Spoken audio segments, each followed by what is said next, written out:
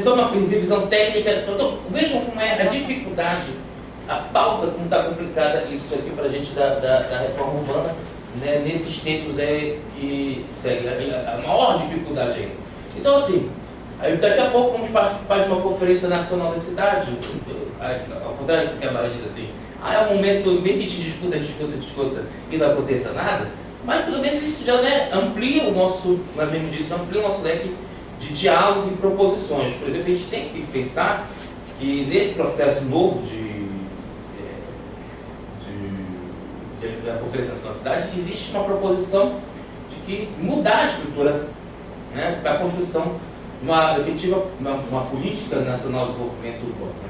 E essa política nacional de desenvolvimento urbano tem uma agenda, tem que ter uma agenda de institucionalização.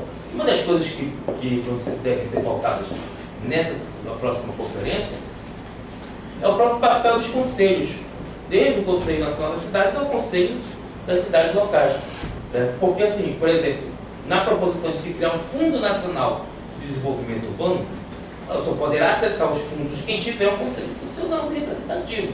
E nesse tipo de situação é que a gente tem que equilibrar as nossas forças e pontos como esses se fortalece. Né? Porque, por um lado, se a gente tem que pensar com essas estratégias para resistirmos ao mercado imobiliário e a força que o mercado imobiliário tem de impor a sua agenda, do lado, nós temos que enfrentar esse mercado imobiliário, né, não no sentido de dizer que ele não deve existir, né, afinal não há ainda no sentido de um movimento, né, de mudança da ordem jurídica, mas um movimento de que esse mercado seja regulado pelos instrumentos que por nós propostos que surgiram no Estado da cidade e dentro da Constituição Federal. Então, nesse sentido, aí vamos passar em breve por um período em 2016, em grande medida, de revisão dos planos diretores. Vários municípios, né, que tiveram aprovados naquele período correto, né, de 2006, que depois foi prorrogado para 2008, foi o caso do Belém, vão passar pelo processo de revisão do plano diretor. Então, a gente tem que ter esse tempo, né, para construir uma nova agenda, né, de revisão de planos diretores para 2016. Eu fico logo preocupado com o que vai acontecer lá em 2016, que é uma coisa que chega logo, né? A gente pensa que vai demorar, mas é uma coisa que chega logo. Então, acho que o movimento alguns já estão mais, colocaram menos tempo de revisão, alguns já estão começando já. Pois é, agora, por exemplo, em Parauapebas, que é um município importante do Pará, vai fazer a revisão. Já vai fazer, né? A revisão do seu plano diretor. Então, eles colocaram 6 anos. Existem várias outras questões que foram modificadas no Estatuto da Cidade, né, novos instrumentos de regularização fundiária, que a gente tem que começar também a se apropriar dessas questões para construir uma nova agenda. A gente não pode ficar preso numa agenda antiga.